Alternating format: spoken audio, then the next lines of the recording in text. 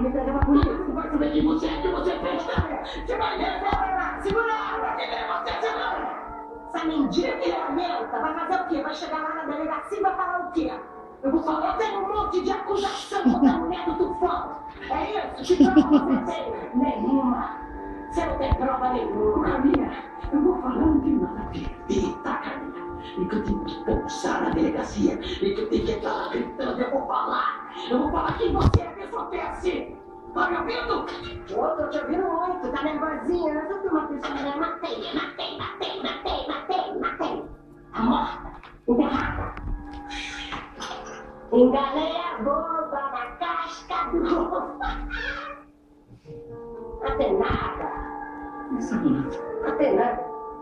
Tua ratinha tá lá. Ela deve ter perdido uns bigodinhos, mas tá viva. Vivinho.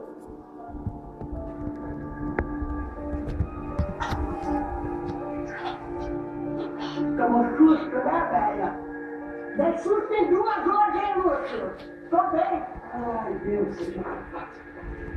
Deus seja louvado. Deus seja louvado. Eu seja louvada. Eu aqui, meu amor. Carminha. Podia ter matado a marginalzinha, mas não matei.